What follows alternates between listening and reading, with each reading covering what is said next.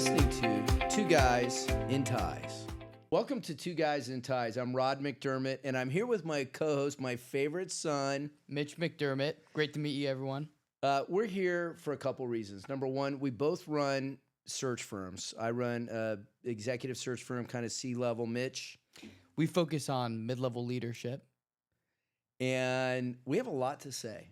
In fact, when you join us on our weekly podcast, we want to talk about things that you can use to help propel your career, help get promoted, help find a job, help get out of a job that you're not loving, find your dream job. We're even going to take some listeners on a journey with us and coach them through the process. But the whole idea behind this is we want to share our years of wisdom. I've got 27 years in executive search. Mitch has many, many years growing up learning executive search from the dinner table, but also running a very successful search firm. We want to share what we know. Some of it, we're going to be yelling at you. We're going to be telling you, people, you're doing stupid things.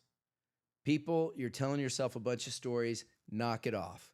So it's going to get real. Mitch, what do you want to add?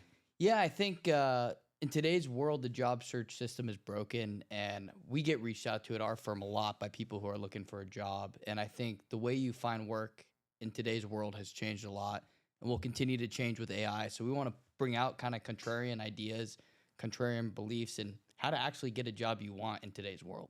Now, today is an introductory podcast. It's our very first one, so we want you to get to know us.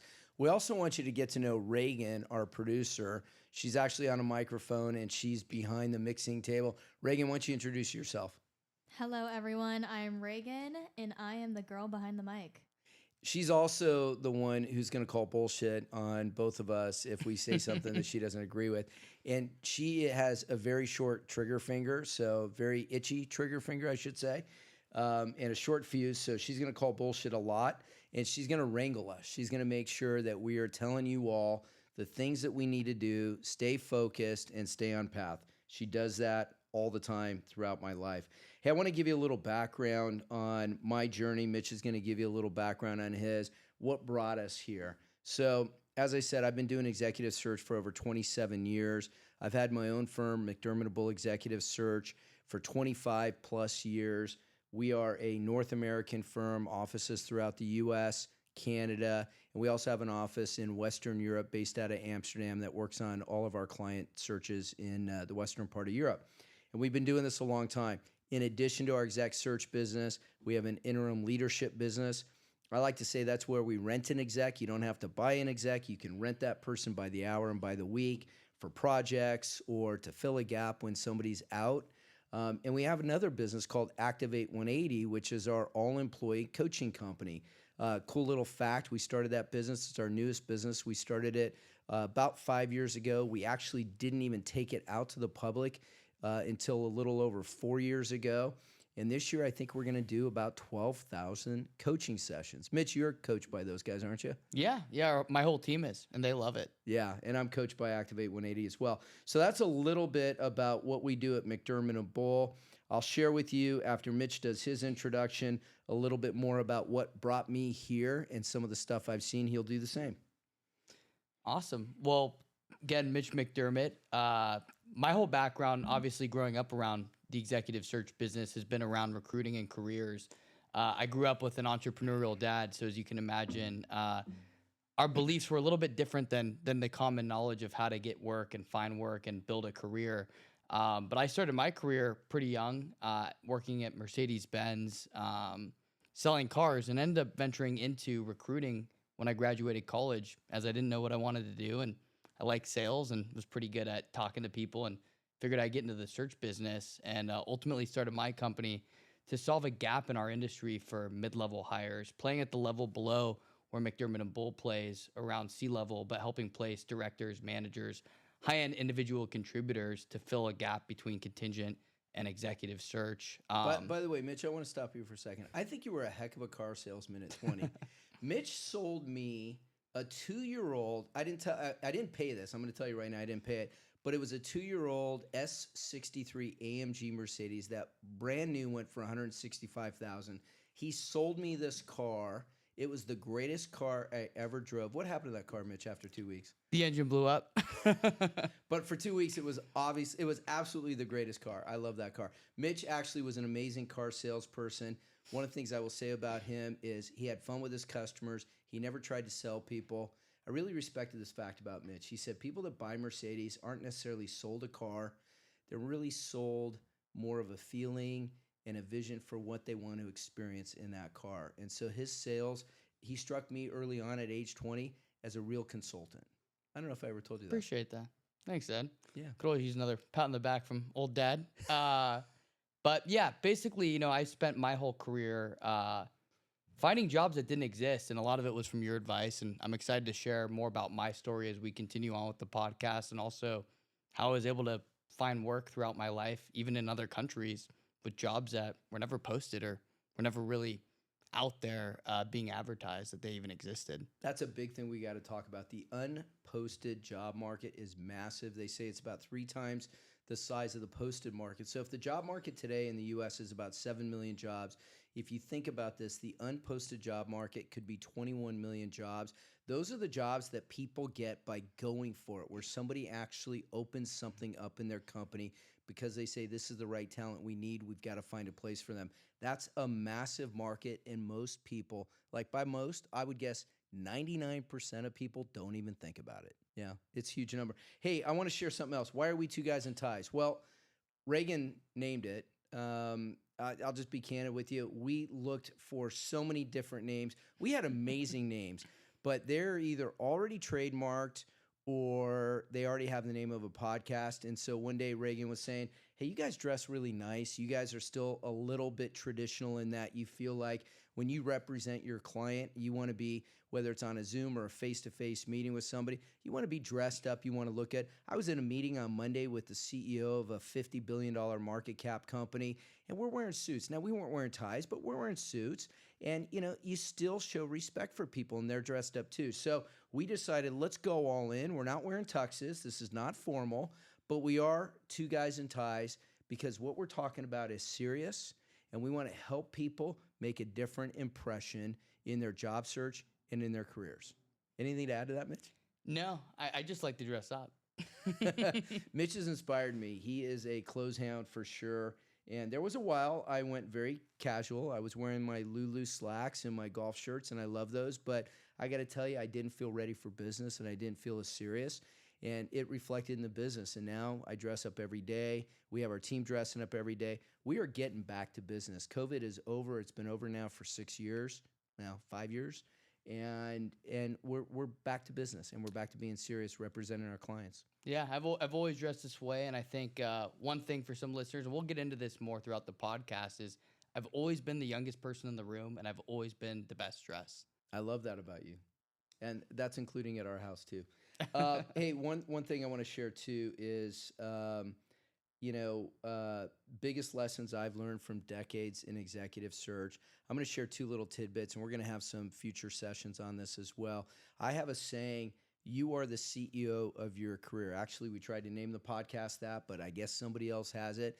But I love that because I think a lot of people relegate their career development to their bosses, and they put themselves at the timeline of their bosses. And the reality is, if they are a keeper, somebody that their bosses think is indispensable and want to hold on to in their company, they have an opportunity and honestly, a right and an obligation to their own career to be intentional with it and to be able to share their goals and objectives with the people that control that career. And I believe just like a CEO would share the vision, share the strategy, share the culture that they want to create in the company, you have to do the same thing with your own career and share that with your stakeholders and say, just so you know, this is where I want to be. And my plan to get here is X, Y, and Z. Now, I know that might sound extraordinary to you. I love this word. Mitch, what does that word mean to you? You love that word. What does that mean to you? Reagan, what does that word extraordinary mean to you? To me, it just means going above and beyond. What does it mean to me? It means extraordinary. Extra. I'm very extra. It means extraordinary. If you want an extraordinary life, you have to be willing to give extraordinary effort. And if you're willing to give extraordinary effort, let those around you that are controlling your career, by the way, don't forget this, you control your career, nobody else does. But if you cede that control to somebody or they control your ability to get promoted, you need to let them know where you want to go. That's what CEOs do. They let people in on the vision. This is where we're trying to go. You should do that with your career too. Mitch, tell me where you've seen that. Yeah, I would almost argue most people don't even have careers. They just have jobs. You know, I rarely ever see people treat their job as a career and be intentional with where they work, the role they play, and how they progressively make steps. Typically, what I see is they end up in a job, the job goes away for whatever reason, they end up in another job, and they putt around for 15, 20 years and kind of end up somewhere where they never really built or created anything. Dude, you're making me so sad right now. I mean, this is people's lives. This is how they go through life. Why do you think that is? I don't think people are taught how to have a career. I think they're taught how to get a job. And I think some of that starts with the educational system where you follow this path, you get a degree doing X, Y, Z, and then you get a job in that field, and then you climb the corporate ladder. I think nowadays, the new generation, I can speak from this personally from experience, has become a lot more entrepreneurial with social media, kind of the solopreneur economy. I think now people are waking up and realizing there's a different way to make money, right? Yeah, I was thinking of Reagan's sister. Reagan, your sister had a job. Would she have called that a job or a career? I would say a job for sure. Yeah. What does she have now? A career. She has a career. She's fired up about it. Does she feel like she works every day? I mean, yeah, But she loves it. But does it feel like work? And I'll put the word work in quotes and with a sad face next to it. Like work can feel like work, right? And work as a word can sometimes have a negative connotation. Do you think it's negative or positive? I think work is work, but work can also have a happy face next to it. Nice. Does your job have a happy face? It does. Thank you, Reagan. You're welcome. That's bias. I call bullshit. She wants a bonus. She wants a that. bonus. Reagan wants a bonus. No, seriously, Reagan brings a smile to her job every day, and I love that. But that's really important to me. And Mitch, your point, I think, is a really good point. I feel like so much of society has gotten in this place. And I'm gonna take it a little step further, what you said. People graduate, they have a degree, they have goals, they have visions, they have dreams, they want to do something, right? And then they get a job. And the next thing they get, what happens after they get their first job? What do they buy after that? A house. No. A First, car. a car. Yeah. With a payment. Yep. And it's like, oh shit, now I got to make these car payments. And then what happens after the car in their lives? What usually happens? Yeah, they meet a partner, they get married, they have a kid. They buy a house. Yep. They do all that. And they need income. So that job is no longer a career and something they love. It's income. It's a means to an ends. And then all of a sudden those kids grow up. And what happens when kids grow up, Reagan? What do they want? Money. They want stuff. They want stuff. And then ultimately when they become 18, where do they want to go? College. And you got to pay for that. And I find so many people that live for two things after they've been working for over 20 years. You know what those two things are, Mitch? Paying for their kids' college. Nope. They live for two things. Paying for their kids' college is another thing they have to do. They have to work for if they're going to do it. Oh, they work for retirement. Yeah. Vacations Yep. and retirement. God, I want that vacation. God, I want that. Boy, if I can only do that. What if work could feel like vacation? What if our jobs, our careers could feel like we're not working? I'm going to ask this to people that are listening. How many people know somebody that have what looks like an amazing job and it doesn't look like they're even working, yet they make really good money and they freaking love it? It's like they get to do. One of my favorite sayings, Mitch, you know this, right? It's either a got to or a get to. Yeah. I either got to do this, which sucks, or I get to do this, which is joy. I want joy. So I think there's a lot of people that struggle with that, and it kind of sucks, but you get into this pattern. I remember, we haven't done this in a while, but we're going to ramp them up again. We used to do these McDermott and Bull gathering dinners where we would do, one year we did 28 dinners. We'd have CEOs in a great restaurant like Mastro's, and we'd probably have 15 and a couple people from our firm, a couple from a co-host. And one question we would ask people is, if you weren't doing what you were doing and money wasn't an issue, what would you be doing? What would your dream job be? And you would hear these amazing things like one guy would say, yeah, I really want to be a pilot. Or I had one guy sit next to me. He was the CEO of a pretty big company. He said, I'd love to be a high school basketball coach. And I'm like, all right, that's really random. Where did that come from? And he's like, my high school basketball coach shaped my life. I didn't know it at the time, but he taught me work ethic. He taught me perseverance. He taught me organization. We had early morning practices, and when we were going to CIFs, we had 2-a-days, and I had to be organized because I was still a high school student. I had to get into college, so I had to keep my stuff together. But I learned so much that I've taken on in the rest of my life, and I just know that he coached varsity basketball. So think about this. Every 2 years, he's getting a new crew of kids. But those kids, those 12 kids that are on that team, he's getting a new crew every couple of years. And those kids are going off into the world. Some of them are becoming CEOs like me. What a major legacy, you know? And so you hear something like that, and you ask this person, you say, so what is the big thing for you? Why would you do that versus what you do right now? And his answer was meaning. I would have so much meaning in my life. So anyway, I've been talking a lot. Mitch, jump in. Yeah, I mean, I think everyone wants more meaning in today's world, but I think, like you said, being able to support the lifestyle you want and create the meaning narrows down certain paths quite a bit. You know, I got in this conversation today with my very first big client. I had lunch with a guy, he just retired. He was a client of mine at a big computer company back in 1999. I first got into search in April of 99, and he became a client in September of 99. And I'll never forget it because over the course of a week, he retained me on 3 searches. And I just took him to lunch today because I ran into him recently. In fact, you and I were having lunch when we ran into him like 3 months ago. And he's just retired. And I told him, I said, you gave me my lunch. He goes, you know, I never knew that. I'm like, yeah, well, I'm not going to tell you gave me my lunch. Nobody wants to hire a brand new search guy. But I told you about my experience hiring people in tech because I was a tech VP of sales and all that. So, but one of the things I learned is that people job search to fill that job, to find or fill that need and find a job that's going to give them income and hopefully happiness. But what they do is they don't do it with intention. They look at jobs that are being offered and they say, well, that might do it. That might give me the money I want, and it might give me the life I want and the happiness I want, versus identifying what does success in your life look like. And that's one thing I was talking to him about. I said, before he goes, how'd you ever get into search? And I said, you know, I started looking at different things when I knew I wanted to get off airplanes. I was traveling 70% of the time. And I started looking at new things. And I said, well, that might give me happiness. That might give me the income I want and give me the life I want. But I didn't really define what that was. And after looking at a number of things and deciding not to do it, I mean, I had a buddy of mine ask me to be a mortgage broker and open up a mortgage brokerage office in Orange County for him. And after going out on a signing with him at one point, I'm like, that's not me. I don't want to do that. I could have made a lot of money, but I don't care. That's not me. I want to have joy.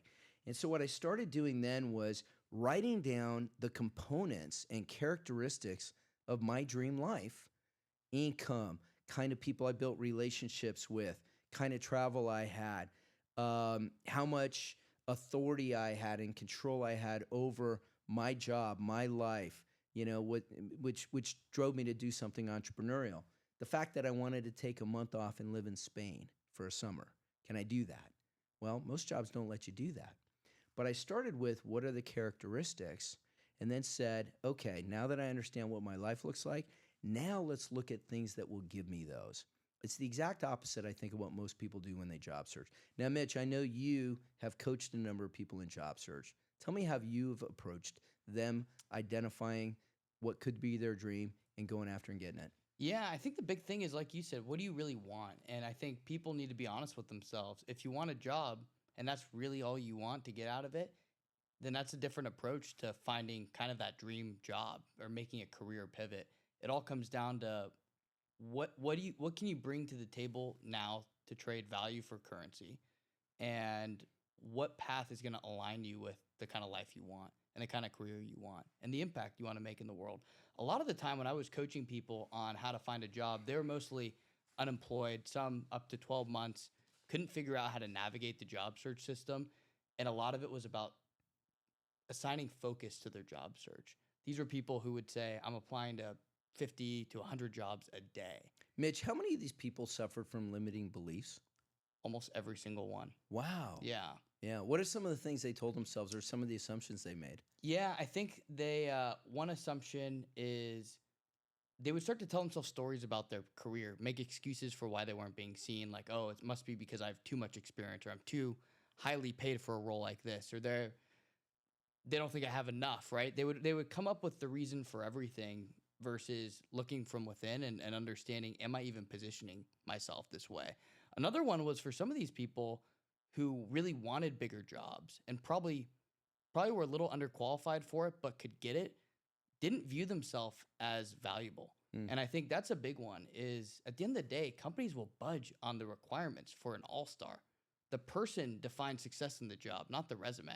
Yeah. And I think people forget about that.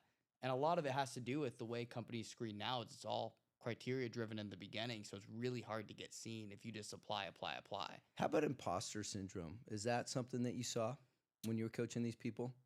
Not as much. Some of it, yes, especially the mid or later stage career people who had never looked for a job before. They had been recruited or brought with other leaders to different companies where this is the first time in 25-year career they're actually out of work and trying to find work. And I think especially some of the people at bigger companies, and I coached a guy who was a fairly senior person at HP for almost 20 years and was part of a massive restructuring. There was definitely some imposter syndrome of being in the job search, definitely, especially with more senior execs, insecurity of unemployment, especially after several months. One of the things we're going to do, and I don't want to go too deep on this, but we wanted to give everybody a little bit of a teaser about what we're going to be talking about on Two Guys and Ties. We're going to be coming to you every week. Reagan, if people want to send us a note and ask us a question that we're going to answer in our podcast, how can they do that? We have an email. You guys can send in stories, questions, comments to twoguysintieспod@gmail.com. And is there any other way to do it? Carrier pigeon, Telegram? We have an Instagram. You guys can follow along there. Send a DM if you like. That's a direct message. Thank you for that, by the way. I don't speak Instagram. Thanks, Reagan. I appreciate it. I'm 60. Sorry. Hey, I want to share something else. So we're going to pivot from job search because I think that's going to be a big part of what we're going to do. But I want to pivot right now to career development and mistakes people make in their careers and some of the stuff that we're going to talk about. And Mitch, if you want to start or you want me to, I can start and then you can jump in. What do you want to do on this? Yeah, why don't you start us off? Okay. So one of my biggest things in career development, when I coach people and they ask me, how can I move ahead? I want to have an amazing career. One of the things I start with is let's step back and let's talk about what that looks like. Identify what it is. We just hired a guy. I think I told you the story, Mitch. We hired a guy about 4 or 5 months ago, and if he's listening to this podcast, he'll probably get a laugh. I interviewed him, and I said, hey, what is your why? Like, when you want to come into work every day and work really hard, what are you working for? And he goes, I want to be financially independent. I said, that sounds nice, but that's very generic. What does that mean? He goes, I want to have 10 million in the bank by the time I'm 50. I'm like, okay, that's specific. Wow. Where did you come up with that? And he told me a story, a backgrounder about why he had that in his mind. I'm like, that's a really good why. That's a really good reason because you've lived through some things that have informed you now on why you don't want to live through those or you don't want your kids to live through those. So that's the first thing I do is I ask people what drives them and why are they going to show up every day and try to make a difference. The second thing is I ask people if you want to have an unbelievable career, if you want to move ahead quickly, if you want to have great responsibility and you want to have great income and great opportunity in your career, what are you willing to give for that? Because everything comes with a give and a take. And sometimes the give is too much. And people need to answer that question. Is it something I really, really want? And if the answer is no, then maybe that's not the right thing. But you have to really know what are you willing to sacrifice? Because having extraordinary careers requires what, Reagan? Extraordinary, going above and beyond. I don't know. Effort, extraordinary effort. If you want to have, I always say, what does extraordinary mean? Break it down. Extraordinary. I don't want to be ordinary. I want to be extraordinary. Well, you got to be willing to give extraordinary too. I also have this belief, and this is something we're going to share on this podcast. How do you become indispensable? Like you mentioned somebody getting laid off. And by the way, I don't want this to sound bad to anybody that got laid off because a lot of things are beyond their control. But one of the questions I ask people that come to me that have been laid off is, was your entire team laid off? And they say, no, they laid off about a third of the team. And the first thing going through my mind is, why were you picked and the other 2/3 weren't? What is it they do? What is it they did differently? Or what is it you did or didn't do? And I really think people need to self-reflect. You know, one of the things I'm really big on is owning it, right? By the way, Mitch, how many times have you failed? Many. Can you even count how many times you failed? No. Yeah, I can't either. I try so much stuff. By the way, failure is a necessary step to ultimate success. You have to fail. How many rockets has Elon Musk blown up to do what he's doing at SpaceX? Yeah, tons. Tons. But it doesn't matter. It matters that you learn from it. It matters that you own it. If you don't own your failures, you're not going to learn from it. If you don't learn from it, I'm going to tell you right now, Mitch, when you see somebody that you think has failed and you're interviewing them and they don't own their failure, what do? I mean, to me, it's a red flag. You know, I think, especially when they try to hide or cover up the story and you can smell the bullshit detector comes off. Yeah. Then it makes you question the depth of what actually happened. Yeah. Versus the ones who own it, I feel like you never have to wonder, right? I actually, this recently happened. We had a gentleman we were interviewing for our company, and he had been through a fortunate series of layoffs, and he was with the company 5 years. So I figure he had to have been pretty decent if he survived for that long before getting let go. And he was very upfront about everything. He said, I have references, you know, yada, yada, yada. And it made me feel a lot more comfortable about advancing him to the next round because he didn't hide anything and there was no wondering. I think when people try to cover it up and is when you start to wonder. And when you start to wonder, it's really hard to get that out of your mind when you consider, am I going to bring this person into my business? Yeah, yeah. I also think that, you know, by the way, getting laid off is not it's not a major red mark. People, it's happened to people, but I do think owning it and owning what you could have done differently. Now, by the way, if you worked at Sears in the U.S., I think there's still a Sears store in Canada. I just heard that recently. But if you work at Sears in the U.S., I don't think there's any stores left. You've probably been laid off. Companies that go under, you probably, you know, people get laid off. And to no fault of their own, the company just didn't execute on their strategy. A company that downsizes and moves in a different direction and your skills don't match what they need, yeah, it might be no fault of your own. But I do believe people should always look within and say, is there something I could have done differently? Maybe I could have networked internally to get another job, to land another division that's growing. You know, I'm always looking for what could somebody have done differently to be indispensable. Absolutely. You know, the other thing is I'm thinking about it too, when it comes to people who have experienced a layoff and now they're trying to figure out how to get a job. I think the biggest red flag I see as we're talking about it is the victim mentality, especially with candidates who have been through a series of different unfortunate events and the blame is never within. To me, that's almost never a candidate we will send to our client because I know the story. It's all about, I think it's 50% about what happens and 50% about the story you create from that experience and how you share that with future companies. So what do you think has to happen for that person to not be a victim? It's exactly what you're talking about, taking ownership, reflecting. Yeah. And because when you hear the same story enough times, you start to wonder who the common denominator is. You know, same for candidates who, I was recruited here, I got recruited here. Well, great, you got recruited, but you left every company for the last 5 years after a year. You know, there's no way my client's going to consider you. Right. Because they're going to be wondering in a year, what's going to happen if you get a call from someone like me? Yeah, history repeats itself. How Yeah. often does that happen? You know, I'm a big believer. This is something you've heard me ask before too. Reagan, I don't know if I ever asked you. When you were a recruiter for us, how many people ever told you they'd been fired? I feel like not many because I would look at their profiles Yeah. and make sure. So I've asked this I to don't know. recruiters, like you were doing internal recruiting, so you didn't interview thousands of people for us. Yeah, I did it for less than a year, so Yeah. I might not be the best person to ask. No, but I used to ask people that were recruiters for 3, 4, 5 years for us, and they would literally interview thousands of people over that period of time. And I would literally go around the company and I ask, how many people told you they were fired? Most people said very few to zero. Some people literally had been a recruiter for 3, 4 years, interviewed literally thousands of people, and not a single one had told them they'd ever been fired. That is not owning your shit. Yeah. You know, I'll tell you the story. There was a guy who I had when I was on the Orange Coast Venture Group board.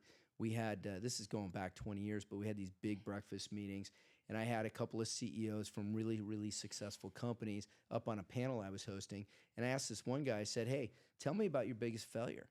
And he shared this in front of 300 people. And it was really interesting. The guy had a very good successful career with some really big companies in the tech space, then got hired to be a CEO of a company, raised $75 million. This is back in like 2004, 2003 timeframe. So over 20 years ago. That was a lot of money back then. It's a lot of money now. And proceeded to make so many mistakes, that money was gone in less than a year. And he stood up there and he owned this. And I asked him, I said, "Hey, so what happened?" He goes, "They fired my ass." And they should have. Now, here's what I learned from this. This is what he told me. Here's what I learned from this. My instincts told me, raise the money, produce the product, do not bet the farm on manufacturing the product. Let's test the market. He goes, that's what I learned my entire career. But he said, my board was saying, go, go, go. We gave you this money to go. We don't want you going slow. And he's like, wait, if I go slow for 1 quarter, it only takes 90 days to produce more product. But if I go slower for 1 quarter, I keep all my nuts in the tree, all my dry powder sitting in the bank, and I make sure that we're good to go. And I could reorder after that. I might be out of stock in a short period of time, but I'm still going to have my cash and I can reorder. If I buy everything I think I could sell and I build it and I end up taking a dump on that product and it doesn't work, I've spent all my money. Well, guess what he did? He did the latter. He did the second. And they spent all their money and the product didn't sell. He thought they were projecting 60,000 units in 1 quarter. Guess how much they sold? I don't know. 1/10 of that. Wow. 1/10 of that. The company was gone in a year. But he stood up in front of 300 people and he owned it. And that was really cool. He ended up getting hired by another venture capital firm, walked into a company that had burned through a bunch of money, and he said, I can fix this thing. He fixed it. They sold it for a few $100 million within a matter of years. He did really, really well. The VCs did well. The founders did well. He fixed it. Why? Because he learned from it.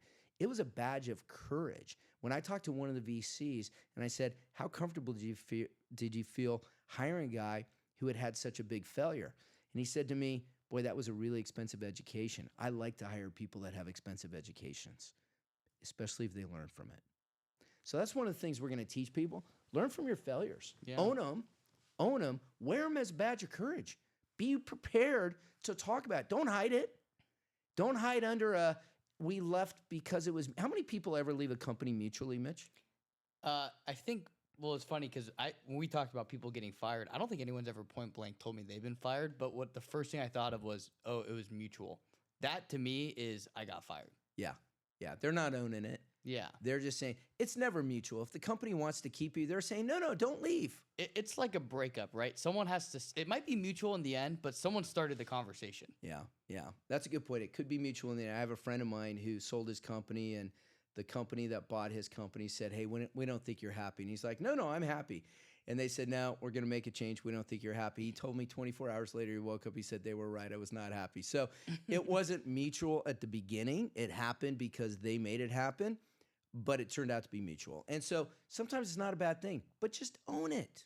Yeah. People, own your shit. If you don't learn anything else from this thing, own your shit, because until you do, and I had a coach tell me this 25 years ago. It was really interesting. He said, imagine this, until somebody does, the candidate is kind of like a beautiful rose garden. You're walking up to this beautiful rose garden. You're like, wow, this is amazing. And you're leaning your nose in there because what do you want to do with roses, Mitch? Smell? You want to smell the roses. And guess what's underneath that rose garden? Thorns. A sewer. A sewer. A sewer is underneath the rose garden. The sewer is the shit that you didn't clean up and you didn't deal with from your last job. Until you clean up that sewer, the closer I get to you and I want to smell you, that sounds weird. A little weird. It's a little weird. But the closer I get and I want to do that, the more I'm going to smell that sewer. Clean up your shit. Clean up your sewer. All right, we're going to talk about that. Mitch, what else are we going to talk about? We're going to talk about leadership and how to build a dream career. I think part of this is going to be about job search and how to find that job that will set you on a trajectory for a dream career. But I think the other half is going to be how to take what you have today and turn that into a dream career too. Because there's probably a lot of people out there right now in jobs at decent companies with upside, but they don't know what to do with it. Yeah, I think it's funny. Love the One You're With. I love that song. Yeah. You ever hear that song? Reagan, you ever hear that? No. I don't know who actually sings it, but it's basically a metaphor for me saying you are sitting on acres of diamonds. Don't sell your ranch and buy another one because you want to find gold. There's acres of diamonds underneath you. The job you have might be the best job. And by the way, this is actually true. I had a friend of mine years and years ago. I worked with him in banking. He was the head of investor relations of a local company that was a public company that was doing okay. Not great, but okay. And he said to me, I'm thinking about making a change. I'm like, dude, you might be sitting on a gold mine. Before you make the change, maybe you go to the CEO and tell him what you want. What is it you want? And he's like, I think I'd like to be the CFO, but I don't know that I'm ever going to get that opportunity. I said, well, why don't you engage the people that are your stakeholders and let them know? So he did that. He had a good relationship with the CEO. And lo and behold, the CFO got recruited away to another company. And so they put him in that job. He killed it. They ended up selling that company for like $50 billion. And he was a CFO for many years. He did incredibly well. He could have left that.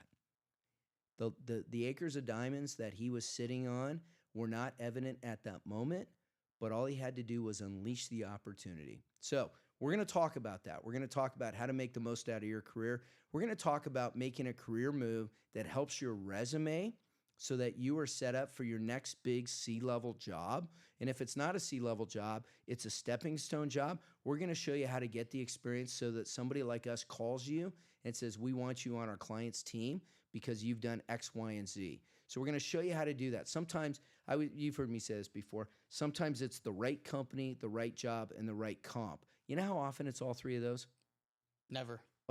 I wouldn't say never, but it's pretty rare. Yeah. It's pretty rare. So sometimes you take the right company with the wrong job because you have an opportunity to be an early employee at Apple or Amazon or SpaceX or one of these really cool companies or Google. Sometimes it's the wrong company, but the right job. You get into a company that you know you're only going to be at for 5 years, but you're getting a C-level title. You're getting a big promotion, and you need that to get the opportunity to ultimately jump to the right company and the right job. Sometimes things are stepping stones, and these days you don't have to spend a whole career at a company. So we're going to talk about that. What else are we going to talk about, Mitch? What else do you want to talk about? What's on your mind? Yeah, I think a big one's going to be, like we talked about earlier, like owning your career and owning your job search. And I think a big thing that I'm passionate about, and something, as you know, I started that other business last year, helping people who are out of work navigate the job market, is getting rid of limiting beliefs and playing big and taking action in your life and your career. I think that's a big one. I'm excited about that. If anybody has any questions on job search, we want to tackle it. And by the way, Reagan told me not to tease this, but I'm going to tease it anyway. Sorry, Reagan. I want to take somebody on. Mitch, how do you feel about taking somebody on who's got to do a job search? They have found themselves either out of work or maybe they graduated college. They don't know where to get started and they need help, but they have dreams. They have ambitions. They're like a babe in the woods. There's this like newborn Bambi and it's time to grow up and it's time to go get something real. We can help them. I think we can put them on a track. Absolutely. All right. So I want to do that. I'm going to throw that out. Reagan, sorry. I know she's mad at me. Reagan, are you mad? No. She's a little mad because I said we're going to do this. Write us at the DM and the email that Reagan left. Reagan, what's that? What's that DM in that email? DM. What is it? The email is 2guysintiespod@gmail.com. And what's the Instagram? 2guysinties. Yeah. And let us know if you want us to take you on this journey. I'm going to throw this out right now. I will coach you for a month, Mitch. I'll coach you for a month too. All right. So you'll get both Mitch and Rod. You'll get each of the two guys in ties coaching you on this journey. And I think we will help you identify your dream job, build a strategy to go get that dream job, and Get it. land that dream job. We're going to help you do that. So I want to tease that out right now because that gives me a lot of joy. We're going to wrap it up here. It's been great kicking this off. I'm excited about this. Come back every week because we're going to have new episodes and we're going to talk about stories. By the way, we're going to share stories from our various firms, both internally into our firms about stories we're learning from our employees, but also we're going to share some external stories that we learn from the clients that we work with around the country and around the world. They always tell us stories whenever they're looking for us to bring in an executive and replace somebody who's there. First thing I ask is, why did that person not succeed? I got a lot of stories. Don't be that person. Don't be that person. You have it within your power not to be. Reagan, you want to close us out? Me, I think you guys should say, see ya. See you next week. Go ahead, Mitch. See you next week. All right. See y'all.